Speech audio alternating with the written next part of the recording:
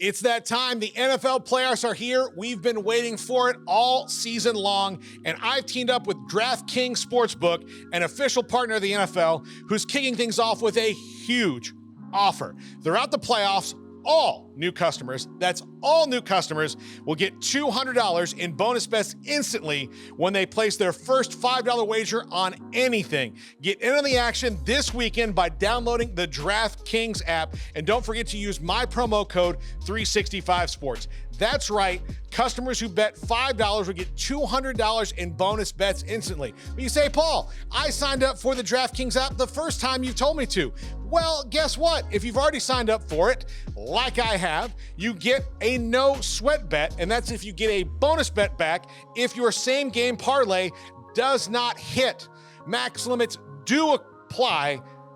And if sports betting is not available in your area, don't worry. You can still join in on all the fun with the DraftKings Daily Fantasy and have the chance to win cash prizes. I've done that as well. Love it, love it, love it. Download the DraftKings Sportsbook app now. New customers use my promo code 365sports. Bet $5 on any wager and get $200 in bonus bets instantly. That's promo code 365sports only at DraftKings Sportsbook. The crown is yours. Somebody that played for him, was recruited by him out of high school at Lee High School in Tyler to LSU, is Matt Flynn, who also had a long NFL career. Matt, thanks for your time. Craig, Paul, and I'm David Smoke, and great to hear from you again. What was the pitch that that Nick Saban gave you to come to LSU? Well, first, Smokey, it's good to talk to you. It's been a long time. Yes, it has. Too long. It has been too long. You know what? It's hard to believe, but that is, it's over 20 years now since my senior year of high school, and I was getting pitched. And I remember recruiting was a lot different back then. It wasn't so much getting recruited out of middle school and early high school. It was kind of more of a blitz on you when you became a junior. And I just remember, lots of scholarships coming in really, really fast as a junior spring training going into the senior year. And I knew that I wanted to get my recruiting done pretty quickly. And, I actually had some offers early on in the spring, and I decided to go to some camps and everything to see, go to Alabama camp, LSU camp. I kind of had fallen in love with the SEC at that time. And I went to LSU camp early in the summer after my junior year. And Nick Saban, this is when he was a younger, full of a lot more vinegar than he is present day. He ran a one heck of a hard high school football teaching camp. I remember telling my dad after the first day, I was like, "Look, there's no way I'm going here. This is intense. It's hot. There's just no way." And my dad, he said, "Let's give it another day. Let's give it a shot. Let's do it." And the next day, I fell in love with the place. Fell in love with, Coach Saban's teaching style. At that time, Jimbo Fisher was the offensive coordinator. It just all came together. And I'm certainly glad I gave it that one more day at camp. But I do remember also at spring training about a month or two before that, that was when, again, recruiting rules and everything were different. Windows, coaches could come and see you, could fly and come to spring practice. And I remember Nick Saban and Jimbo Fisher flying in to come and watch me at a football practice, and they couldn't talk to me, so they had to.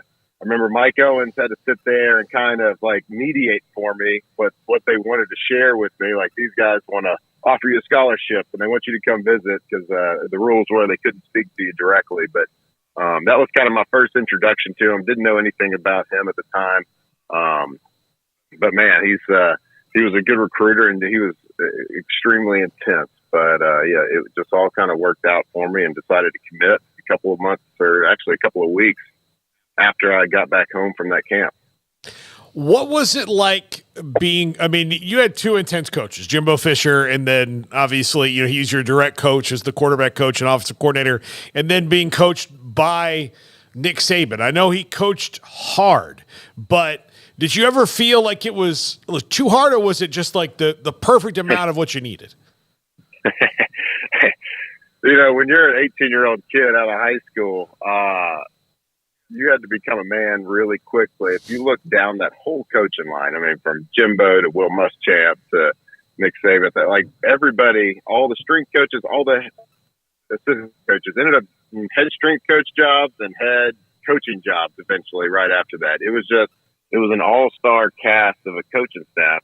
And it was one of those, I'm not home anymore situations when I got to LSU. It was intense. And look, I had grown up and played high school football at a very intense school. Mike Owens, he ran a really tight ship. It was kind of old school coaching, and you go and you play for Nick Saban when, he's, kind of sort of a new head coach. He had his Michigan State run, but new at LSU certainly.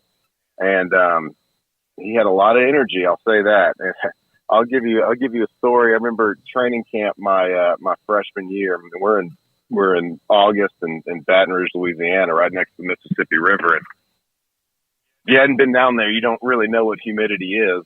And we're sitting there, and we're in the dog days. This is back when, you could do 2-a-days, and we were doing 2-a-days and hitting and doing all sorts of stuff.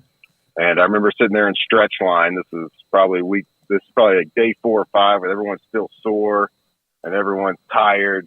And I'm sitting there stretching. I'm on the ground, laying down, just doing my hamstring stretch or whatever. And right on the other side of the LSU practice field is like a little practice teaching, like oil refinery, oil burn off. So they're burning off some gas, natural gas, whatever it is. There's like this big flame on the other side of our practice field. And so I'm sitting there, and it's so hot that you can see the waves in the air. And I look up, and I'm miserable at this point. I don't know if I'm regretting my decision to go to LSU at the time or what, but I look up, and I see Saban walking towards me on the field, and it's all wavy, and I'm looking at him. He's like this blurry vision, and he's walking at me screaming, and right behind him is like this huge flame coming over his head. It was like it was like at that time, I was like, man, this is like the devil himself coming to get me right here, walking right at me. And it was just one of those moments I'll never forget. It was funny, but it was, I played for him for 2 years, and he's the GOAT for a reason. An incredible coach, incredible intensity, incredible.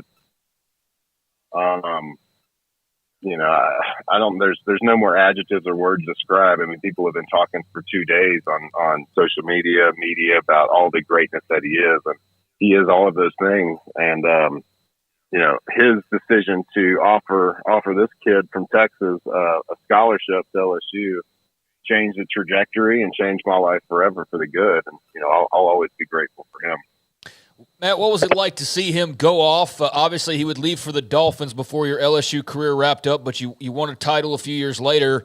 But to then see him go off to Alabama as well, were you always kind of keeping tabs on him? Were you remaining in touch, or were you just kind of observing from afar? And your thoughts on, at the time as he was going through that and winning all those titles, just being a witness to all that? Yeah, I mean, as an LSU grad, I certainly did not like it one bit. Figured that. Sound of champagne corks popping yesterday in Louisiana when it was announced that he was retiring. But certainly, I didn't stay in touch with him as much as I certainly would have liked to. I was never his starter in college. I was young. I was a redshirt freshman in my redshirt freshman year when he decided to go to Miami. But it was my senior year of college when he went to Alabama. So we got to play them in Tuscaloosa that year, my senior year that we won the national championship. We beat them in Tuscaloosa, and that was one of those games when he signed with Alabama. The fan base probably that year couldn't have cared less if we went 1-11 on the year, as long as we beat Nick Saban in Alabama that year, his first year back. And we made it a little dicey, but we ended up beating them. And I just remember him coming out, and a lot of us on that team, a lot of the starters were recruited by Saban. And he made it a point to come and see each one of us individually on the field, give us a hug, tell us how proud he was of us. And I'll never forget that for sure. But certainly his reign of terror for LSU fans started after that year, which I'm fortunate that I wasn't there for that time. Matt, I want to. Garrett Ross is the producer of our show, and he is thick with Go Tigers. Garrett, you have a question? Do you want to say hi to Matt? He's a lifelong LSU fan. It's good that good you're on man, the show. Garrett. No, I appreciate it, Matt. No, I mean, I guess my question would be like, looking back on your career, when you look at LSU, what was the biggest what was the biggest draw besides Saban, and what would you tell any player going down there to expect from the culture and the fan base in Baton Rouge? Yeah, you know what? It's not to take anything away from anything, but I grew up, my whole family went to Baylor. My dad played quarterback at Baylor. I grew up going to Floyd Casey Stadium every single weekend. I didn't really know anything outside of that, and I actually just fell in love with the SEC at the time. I guess it was my sophomore, junior year of high school. Actually, randomly enough, in Tuscaloosa at an Alabama versus Tennessee football game. I had never seen anything like it, from the tailgating to the pageantry to the intensity to everything.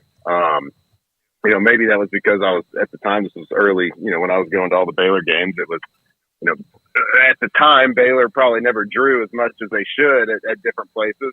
But the